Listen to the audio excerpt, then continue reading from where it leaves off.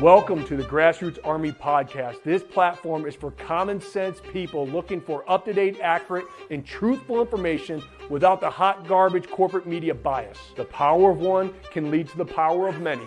You never know what small act that you may say or do that may literally change the lives of millions tomorrow. And don't you ever think that you can't make a difference, because you can.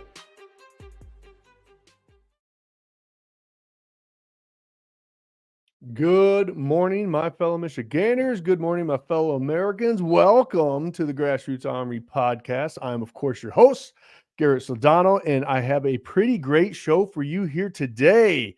Number one, which we all are fully aware of, we're watching Kamala. She continues to run from the basement, and we're going to talk a little bit about why that is. And obviously, her running mate, Walz, his stolen valor, continues to get worse. Okay, and this is what the Democrats, and I've said this time and time again, are so damn good at.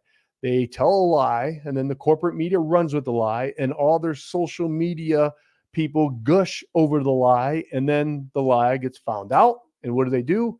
They switch to another lie. Wash, rinse, and repeat. That's what they do. That's what they've been doing. That's what they're going to continue to do. That's why they run as a system, not as individual candidates, okay? Because most of us who are watching and then follow me, we're kind of unplugged from this insanity. And we all know and understand that we are trapped in this nightmare that the Democrats like to call progress. Okay, that's where we're at. Okay, and we know that this progress is nothing more than a cancer.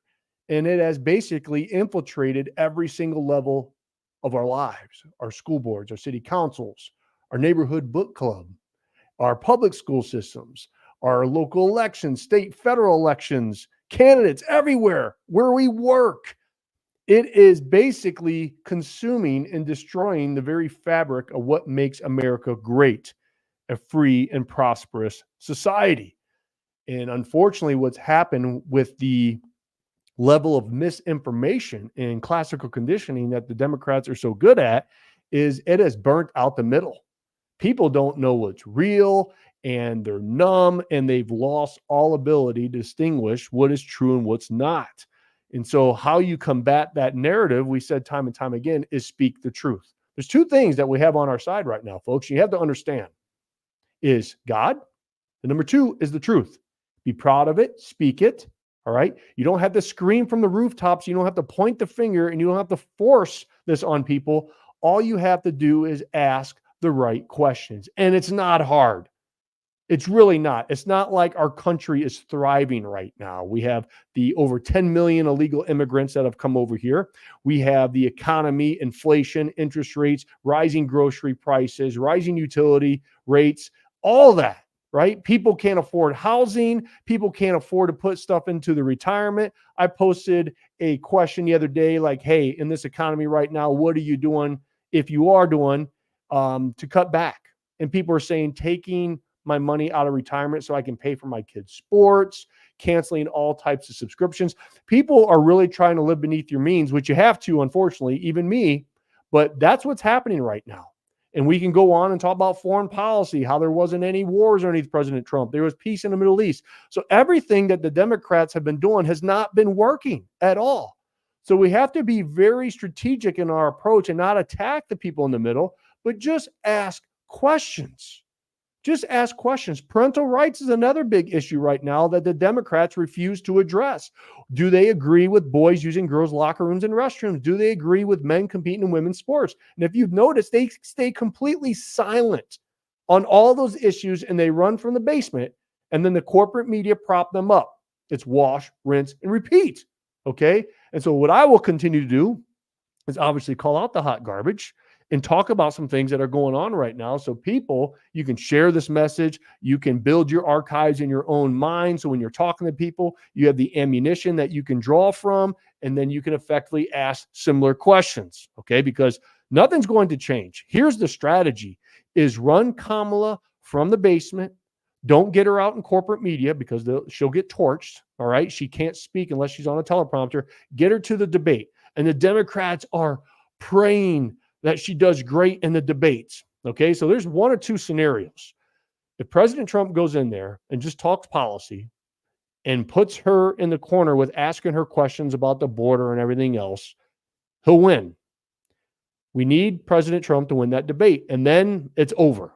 All right. But if it's neutral or Kamala somehow pulls this thing out of her butt and they win, it's going to be a knockdown, drag out fist fight in a phone booth. And I don't know if we're going to have enough to combat what they're able to do.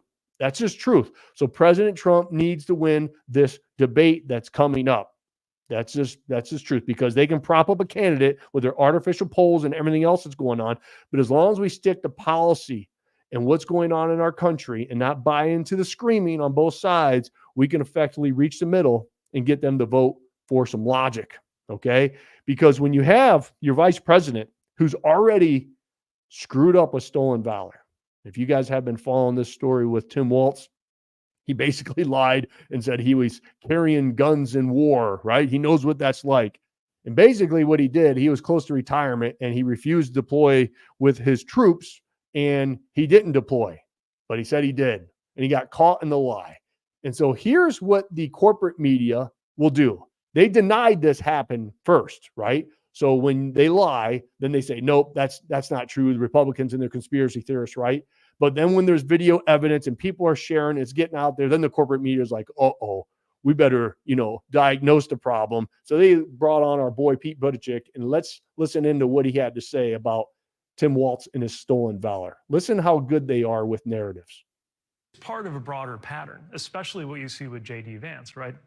Earlier he was getting a lot of attention for the way he talks about family, not so much lifting up the idea of family and talking about how proud he is to be a father, but rather saying that if you're not a parent, there's something wrong with you, the whole childless cat ladies thing. And there's something kind of similar here, right? He didn't just say that he's proud of the time that he served in the Marines and leave it at that. He has to tear down somebody else's service. And I would say, saying that somebody's time in the military is unworthy because they didn't deploy to a war zone is a lot like saying that somebody's life choices aren't worthy because she happens to not have children. And there's just a total lack of ability to actually build up, lift up, which is what campaigns are about. So much of politics is about how you make people feel. So much of leadership is about what you bring out of people. And by that standard, Harris-Walz has been a home run, and we're seeing the exact opposite from Trump Vance. Well, and one part of where they've been bolstered is him suggesting that he carried weapons in war, which they have clarified. I believe a spokesperson said tonight that he misspoke on that, and that he was previously identified and had identified himself as a retired command sergeant major. He served as that, was elevated to that, but he reverted back to the rank of master sergeant when he left because he didn't complete the appropriate coursework. Should he be just careful about how he talks about this, precise in how he talks about this, given it has bolstered what we've been hearing from Republicans? Yeah, of course, and they took the opportunity to clear that up. But again, I think this shows you how desperate Republicans are not to talk about the issues. They don't want to talk about their proposal for tax cuts for the rich. They don't want to talk about their campaign to end a woman's right to choose in this country. So they need us to be quibbling over the finer points of how when you have a conditional promotion to command sergeant major, but don't retire at that rank, it's different from if you retire at that rank, but you still technically held out. Those are the kinds of things they want us talking about because they don't want us talking about the underlying issue. So that's how good they are. Look at him. He misspoke, which we're going to tear that up in here a second. And they go right into what Republicans refuse to talk about is tax cuts for the rich. Their old talking point, along with end the right for women to choose. They still try to bring up that abortion issue, which both have been debunked. But I want you to notice what they do, and they're very good at this because they lie right to your face with a straight face, and they're very calm. See, conservatives, we get very passionate. We're very passionate people. So when people are lying to us, we start screaming from the rooftops and like, what, are you crazy? No, this is not reality. And we get very energetic and passionate. If you look at the Democrats, and we need to steal some pages out of this playbook, they stay very calm, very collective. They'll lie right to your face, and they paint this picture of this glorious utopian society. Okay, because that's what they're trying to push is socialism is great. It looks great on paper, folks. Just buy into it. The problem with socialism is it leads down the path to communism because you run out of people's money. And then when they go to get people's money, That's when communism takes over and they force it.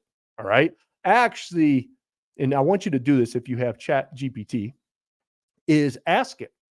Give examples of where socialism and communism works. And the examples that we got, or I got, was Norway, China, Cuba, Vietnam. That's what they said it's working. All right. Norway, and you can see what they're doing right now is they have just bashing down on the farmers over there, right? And that's the problem. And that's what the Democrats want is complete governmental control. Because when they want to put down the hammer, they put down the hammer. That's what they want. And that's what you have to understand. You have to understand and realize this. And I made a video that went viral on this yesterday, is people aren't trying to bust down the door to get into China and Cuba, in Norway, in Vietnam. You understand that? Because when you talk to people who've come over here legally, who escaped communism, they're very passionate right now. And you can see the fear on their face, and you can feel the fear when they talk because they lived it. They breathed it. That's why they left those countries and came to the greatest country in the history of our species, America, is to get away from the hot garbage. See, that's why everybody's trying to come here. So obviously we have something very valuable here. It's called freedom. It truly is. And you don't see people trying to knock down the door to get into those countries. But the Democrats want to paint a different picture, right? That this is what we need to have happen here in the future. We need socialism. No, we don't. This republic works as long as we get the right people with some common sense and logic in it, because we have to understand as Republicans that the Democrats, it doesn't matter who's in charge. It can be Kamala, it can be Whitmer, it can be Shapiro, it can be Walz. It doesn't matter. We're not literally running against individual candidates. We're running up against a system of wizards, per se. And the scary part is we don't know who that wizard is behind the curtain controlling the puppet strings, because we've witnessed it with Biden. Where's he at? Going to the beach? We're almost on the verge of World War III. Is he having press conferences? Is he getting out there? No, he's going to the beach, right? That's the insanity of everything that's going on. But the Democrats stay calm. They allow the conservatives to scream from the rooftops and say, hey, look at those weird people over there. Look at them. They're crazy. Everything's sunshine and rainbows here in our country, folks. No, it's not.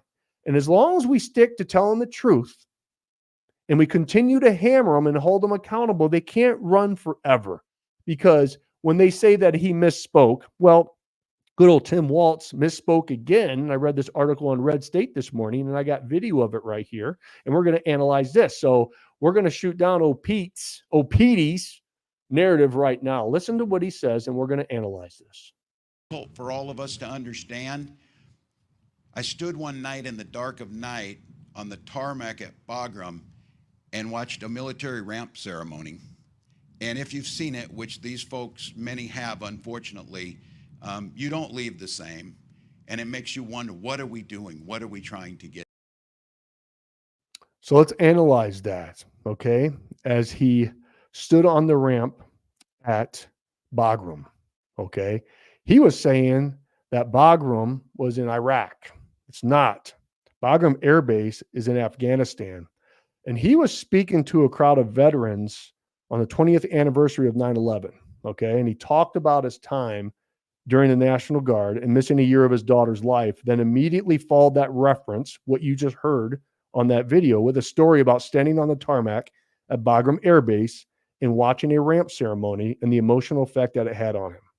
See, if you were to watch that, you would imply that he was talking about his time when he was deployed in combat, which he wasn't. He lied about it. He used that to get elected, okay? So if you knew nothing else about Walz, you'd believe that he missed a year of his daughter's life because he was deployed in a combat zone and he saw some hard things. But as we all know, that's just not the case. He deployed to Italy in a support capacity and shamefully retired early before his contract was up, right? When he knew that his unit was going to be sent to Iraq, all right? So that is what people have to understand. Nobody is, as Republicans and conservatives, we're not questioning his service. You know, what we have a problem with is stolen valor, is that you're saying that you were somewhere that you weren't, and that you're utilizing this narrative for political gain. Okay. See, that's the problem. You're not telling the truth. And that is what the corporate media is trying to hide, but they're not going to be able to run because more and more of this stuff is coming out and it's going to hurt. And that's why the icing on the cake, we all hope and wish, is going to be when Trump hammers her with nothing but policy and gets the truth, because JD Vance is doing a great job. Listen to what he tweeted. I think it was yesterday, August 11th. Yes, it was. Listen, or not listen, but look at this tweet right here. I enjoyed sitting down with 3 of the major networks today to answer the tough questions any leader should answer. Kamala Harris has done as many tough interviews as Tim Walz has battlefield deployments. Holy cow, did he just napalm the Kamala Harris and Walz ticket? Okay, he really did. And here's some of the clips of his interviews. This is what a VP should do. Okay, watch this. President Trump said, and I haven't watched the whole rally. What he said was not true. What President Trump said, John, is that Tim Walz has supported taking children from their parents if the parents don't consent to gender reassignment. That is crazy. And by the way, Tim Walz gets on his high horse about mind your own damn business. One way of minding your own damn business, John, is to not try to take my children away from me if I have different moral views than you. Allowing the state to kidnap children to change their sexual identity. What I just explained to you, I would describe as kidnapping, John. He has absolutely done this stuff. It's not crazy, John. Come on. It's not what you should not be able to take people's children away from them. And that's not what he's proposed. If you disagree with decisions about gender reassignment, yes, he has proposed that, John. He absolutely has. Dana, I criticized his lying about his own record, okay? This is a guy who was captured on video saying, I carried a gun in war. He never went to war. This is a guy who's been captured on video. As other people say, he's an Afghanistan veteran. He's a veteran of a war, nodding along in agreement instead of saying, no, I did serve my country and I did it honorably, but I never went to a war zone. I'm not criticizing Tim Walz's service. I'm criticizing the fact that he lied about his service for political gain, Dana. You've now asked me 3 questions about comments that I made 3 years ago. I wonder what Kamala Harris thinks about the fact that she supported policies that open the American southern border. I wonder what Kamala Harris thinks about the fact that she lied to the American people about Joe Biden's middle facility for the office. You are interviewing me, Dana, because I respect the American people enough to sit down for an interview. I appreciate that. Kamala Harris has been the nominee for 3 weeks. She hasn't sat down for a real interview. Believe me, we are asking. You're not going to get a disagreement there. But the point is, Dana, you've got me for 15 minutes or however long you have me. We should be talking about public policies that matter. How are we going to lower inflation? How are we going to reduce the cost of food and housing? How are we going to close down that southern border? We've talked so little about that. We've talked a lot more about a sarcastic remark I made 3 years ago. I think we should talk about the issues that most Americans care. Kamala Harris is whatever she says she is. But I believe importantly that President Trump is right that she's a chameleon. She pretends to be one thing in front of one audience. She pretends to be something different in front of another audience. Look, Dana, she's not running a political campaign. She's running a movie. She only speaks to voters behind a teleprompter. Everything is scripted. She doesn't have her policy positions out there. She hasn't answered why she wanted to ban fracking, but now she doesn't. She wanted to fund police, but now she doesn't. She wanted to open the border, but now she doesn't. She should have to answer for why she presents a different set of policies to one audience and a different set of policies to another audience. And I think that's what President Trump is getting at. This is a fundamentally fake person. She's different depending on who she's in front of. Dan, I criticize people for not having kids. I criticize people for being anti-child. And I do think that Kamala Harris has made some bizarre statements. She has said things like, it's reasonable not to have children over climate change. I think that's the exact opposite message we should be sending to our young families. I want to expand the child tax credit. I want to stop those surprise medical bills. I want to make housing more affordable so that if you have a young family, you can actually afford to put them in a home. And I think that it is unfortunate that so much of our public leadership has become anti-family. Wow. I mean, napalm. That's what he just dropped napalm all over Kamala Harris and Tim Walz. That's how you do it, folks. I mean, JD Vance is just nailing it. Policy, accountability. No teleprompter, off the cuff. Holy cow. For someone who has been in that arena and running and answering those questions, he did an absolute fantastic job. Okay. So that is how we win this thing, is just stick with the policy, not the attacks, not the fake crowds, not the AI generated photos. Nobody cares. Nobody cares about whose crowd is bigger. Bottom line, the people are more worried about how they're going to put food on the table, how they're going to have a roof over their head, how they're going to pay for their daughter's dance lessons or kids' sports, how they're going to pay for their kids' college, how they're going to be able to save for retirement, pay for utility bills. That's what we do to keep our families safe, not take away our parental rights. I mean, there's so much. It's not hard. Just stick with the policies and ask those questions to folks, and they won't be able to combat, because when you ask them, hey, what do you stand for the Democrats? Well, they're not going to take away women's rights for an abortion. Well, we're not either. We're leaving it up to the states. Do you understand that? That's all you say. That's all they have. Okay. And I want to post Rich's comment right here. He says, Kamala is not ready. Let's be real about the statement. I agree with you, Rich, but she's not ready even to pack my groceries, to be honest with you. She has no business to be in the position that she is in. That's just truth, okay? And I want to point out, because I've been running with this narrative for over a year now, because Australia and the UK, it's tyrannical government at its worst. You have not seen it because the corporate media is not playing it, but there's bits and pieces. They are literally throwing people in jail for the social media post, okay, for going against the government. Now, look, if you say something nasty on social media, you should probably get kicked off of social media. I mean, I was kicked off of Facebook for having a live during when we were supposed to be in lockdown because I was advocating the spread of disease, right? But in the UK, if you say something against what's going on with the migrants, then you're going to jail. And now they just threaten that they're going to basically, if you do the same, we're going to basically expedite you and throw you in prison, which a lot of people are like, come and get it. If Kamala wins, that is a possibility, just to give you what's on the horizon here, folks. So listen into this hot garbage.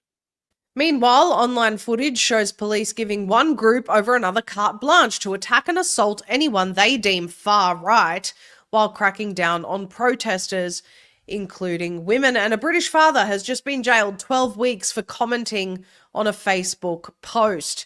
31-year-old British father Billy Thompson was arrested and sent to jail for 12 weeks over a Facebook post deemed offensive or menacing as defined by the UK's Communications Act. Responding to a Cumbria police post announcing a dispersal order for potential planned disorder Wednesday, Thompson wrote, "Filthy bastards," along with emojis of an ethnic minority and a gun. Apparently, Thompson's lawyer, Kate Hunter, said that her client maintains his comment relates to police, not to anything else. However, the district judge, John Templey, refused to believe the comment and emojis were directed at the police, instead claiming Thompson engaged in racism by calling minorities dirty bastards and including an image of a gun. Commenters on the police post were divided between leftists celebrating the arrest and everyone else pointing out the two-tier policing where violent criminals and sex offenders are let loose with a slap on the wrist, yet non-violent citizens are labelled criminals for speech. And perhaps this example is a little bit more on the extreme side, if you will, although they haven't believed his intentions. And of course, anyone critical of the government, their intentions are not believed. But you do have another example of this woman, this Leeds resident, Nicola Wilcox, tearfully recounting how she was a victim of two-tier policing after she was jailed instead of rioters. And mind you, if you watch this video, and I do encourage everyone to go and watch it, she says that the police actually did not even know what they were charging her with. They just said, we have to charge you with something, even though she still to this day does not know what she was actually guilty of. To some, this would appear to have the most obvious outcome of total censorship and total control of speech and dissemination of information under the guise of hatred and racial tensions, racism, incitement, and numerous other labels.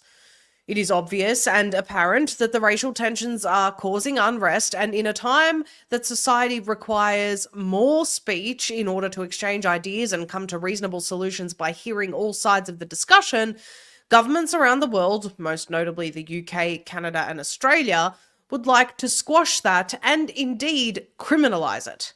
Australia using the notorious e-Safety Commission for cross-border silencing, and now the UK trying to do the same. The end result seems to be World Economic Forum 1984 style draconian speech limitations, or else. Wow. That is a preview of what's coming. That is what you have to understand and realize what's down the pipe unless we win, because they want total control. They want your silence no matter what. That is what they want. So if you post something in the future, holy cow, you could be going through in prison. And man, it is a scary, scary time. So I want to let you know that we are going around the state right now and motivating and inspiring, Michigan's greatest asset, and that is all of you to get involved. Okay, so my next event will be next Tuesday at the Super Chase Turning Point Action. That's going to be in Grand Rapids at Patriot Ice Cream at 6860 Cascade Road Southeast. I put the address in the description of this. If you want to come get fired up and motivated, and if you want to stay after and help these folks and what they're doing, come out. If you just want to get your cup of freedom filled and get some motivation from me, you're more than welcome. This is available for anyone that wants to come. So next Tuesday, August 20th at 6 p.m., Patriot Ice Cream. I will be there. I'll be there to answer any questions, talk to you folks, and we'll get it done. The next event that we'll be doing is we're doing a UP tour. We're coming to the UP, Iron Mountain and Houghton, okay? I know a lot of people in the Sioux and along with Marquette, we can't get to your places at this time, but we will be back. I promise you. You know me and the Yoopers, I do not abandon you guys, but for this tour that's coming up, this is the only time that we had, is we are going to be up in Iron Mountain, 11 a.m. to 1 p.m. Central Time. That's a big notice on there. If you're traveling, it's Central Time, 11 a.m. Central Time on Saturday, August 31st. And then we're traveling up to Houghton, 5 p.m. Eastern Time. And the addresses are in the description, but it's going to be at Recreation Lanes in Iron Mountain, and Mine Shaft and Rock House in Houghton. Kevin Rinke and our Republican candidate for Senate, Mike Rogers, will be joining me. So that is what we're doing, folks. We are going to be everywhere. So Grand Rapids next Tuesday, and then at the end of the month, August 31st on Labor Day, we will be doing our Grassroots Army tour and getting after it. So I want to leave you all with this. Back in 2016, President Trump won Michigan by around 10,000 votes. And so many people comment and so many people ask and message me, Garrett, what can I do? And a lot of people get frustrated, like, what I do, does it really matter? Okay. This is how much you matter. It gives me the chills when I talk about this. President Trump won Michigan in 2016 by a little over 10,000 votes. Okay. So if 500 people, 500 of all of you out there get 20 people to vote for President Trump because of the conversations that you have, just 500 of you, that is 10,000 votes. Okay, so let's say 510 of you. That's how you make a difference. So when you think like, oh, I just, this door knock, this phone call, going up and having conversation with my friends and family, it matters. It matters in a big way, especially when you just talk policy and ask questions. Not tell them who to vote for, just ask them questions and allow them to come up with their own decision. So you matter. You have to understand that. So when you think that you don't, I just gave you the proof that you do. Just 500 of you in the state of Michigan having a conversation could sway not only this state, but could sway the presidential election. It's pretty powerful. That takes we the people to a whole other level, doesn't it? So don't you ever think that you can't make a difference, because you can. And that is why we still live in the greatest country in the history of our species. So I'll see you up in Grand Rapids next Tuesday, and I will see you in the UP with Kevin Rinke and Mike Rogers on August 31st. God bless you. God bless the state of Michigan. Of course, and always, God bless these United States. Until next time.